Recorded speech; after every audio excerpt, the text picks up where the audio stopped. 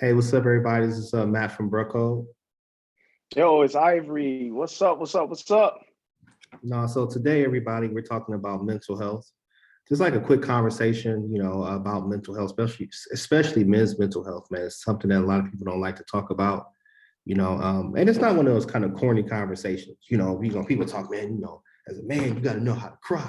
Man, you got to take care of your mental health, man. You got to know this is kind of real conversation, not those corny conversations, man, that sometimes people have, man, because it's a little bit deeper than that. Yeah. No, I agree, man. Especially what's happening in the news. You see, guys in real time just like having public meltdowns or just, getting violent or just doing things that's out of character. And we know a lot of that can be linked back to mental health. So yeah, let's talk about it, bro. Yeah, I mean, the first thing I would kind of say too about mental health is, I mean, it's two parts, right? That I would kind of say just in terms of the conversation. I think one is, I think getting therapy is extremely important, But I will say this too, because I can also me even for me, like I'm not gonna sit here and say I was anti-therapy. That's not it. It's like I've always kind of known, in addition to the therapy, you got to do the day-to-day work. So sometimes people say, "Oh man, you need counseling." Like the counselor's not, bro. It's almost like, man, going into a safe, like you going into like a safe house, man. As soon as you leave out that safe house, bro, it's a war-torn country, bro. It's still war outside. So same thing with mental health. All the things that you feel, you're gonna get attacked about. You're gonna get attacked with those kind of things in the real world. So two things I think about is getting a actual like therapy counseling, and then coming up with actual tangible ways to deal with those issues, avoid them if possible, and kind of move forward.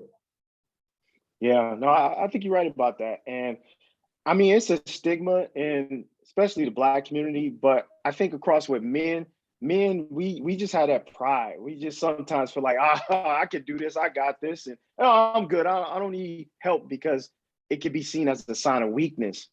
I just think it's just like anything. Like if your car break down and you're having trouble with your car, what do, man? You go to the mechanic. You go to the mechanic. You're feeling sick and you're not feeling well. You go to the doctor. It's the same way. Your mental health, to me, is part of your biggest wealth. I think in the 21st century, your mental health is going to connect to your wealth of time, your wealth of energy, and I think it's really, really important because if you don't have your mental, capacity, if you can't properly function as a man with all your mental capacity at optimal speeds and levels, then I think it's going to be really hard for you to level up in your career, to have a good relationship with your friends, yourself, your relationship with your family, and it's going to be really difficult for you to connect and grow to that next level. So I think, like I said, it's just like anything else. If you go to the car, get your car maintenance work done, or you go to the doctor to get some things done, I think your mental health, we should all get that checked out. And, just to say that, I mean, for me, I personally go to therapists, counselors, coaches, because these guys are trained, these men and women are trained to really diagnose what's going on with you and to give you accurate results and tangible measures to actually deal with the situation. No, exactly, and I think there's a few things that come to mind, that you talked about. I think one of the things that come to mind, what you brought up is obviously like, like taking care of your mental health in terms of your health, right? Because at the end of the day, like, if you're making long-term decisions, you may not see 75 years old if you're super stressed out. You had a stroke at 38, right? Because you're just so stressed out. And then secondly, when it comes to the stigma, this is something I came to realize. I think, some of us, it doesn't impact everybody, but this does happen, is that if you're a guy, man, you address your mental health, a lot of people are not going to like it, not just because of stigma, but sometimes it's because if you're in your right mental mind, you're not going to make bad decisions. So people aren't going to be able to manipulate you as easily. They're not going to be able to take advantage of you as easily as they did when you were just out. Somebody asked you, "Hey man, can I borrow $1,000, man? Man, I'm your favorite cousin." And they could do that because you're like, oh man, but when you kind of more in check, like, no, man, you use it. So you can create greater boundaries. And sometimes people don't want to see that because, the better you are in your own mental health, the more you're going to be like, I don't want to say selfish, but you're going to make sure that you prioritize yourself and your boundaries. And especially if you're a productive person, man, people are gonna hate that. Yeah, yeah. No, I agree with you, bro. And there's nothing wrong as a man to go get just get your mental health game up. I mean, like I said, if you got a job, health insurance is probably built into your health insurance to be able to go get counseling or coaching or therapy. It's probably built into there. So I would check your insurance provider to see if you have access to a mental health counselor or professional. That's what I did when I was working a job. I was working my job. I immediately looked at the benefits and said, okay, all right, we got mental health counseling. We had like 5 sessions free.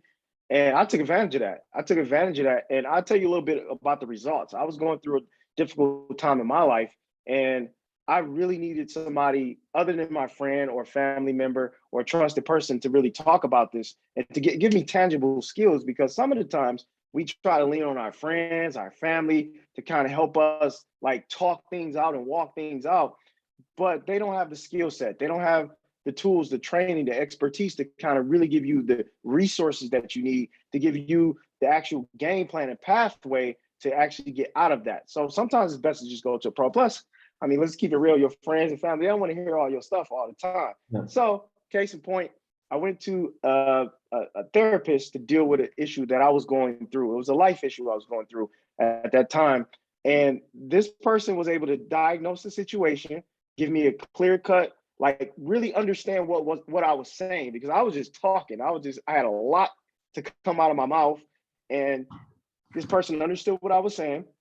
They was able to really give me the feedback that I needed and give me the tools and also the strategy to be able to cope with it and deal with it and manage it, and also to properly align my mind with reality of how I was feeling. And that's critical. That's important, because sometimes our heart can say one thing, we can feel a certain type of way, but your mind need to be like, no, that's not true. That's not accurate. That's a script that's running through that, and you need to be able to align your heart and your mind.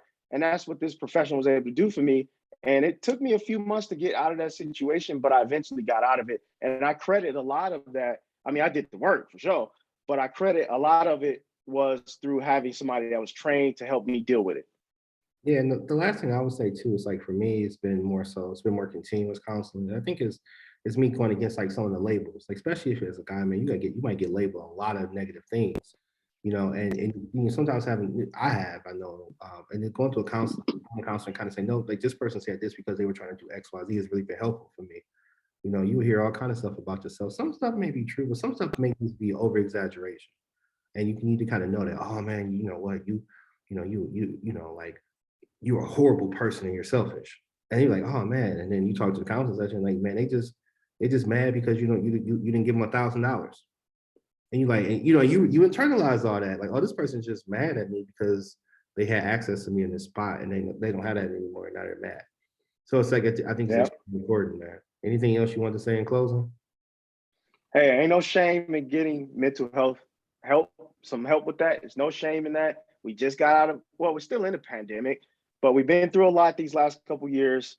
I say, hey, ain't no shame in it, my brother. If you need to go get some mental health check, I mean, just go get checked up. You know what I'm saying? Go talk to somebody who can help you navigate through these mental streets here. So that's my only thing I have to say about it, bro. Yeah. So everybody take care. Make sure you like and subscribe. Check out our other videos.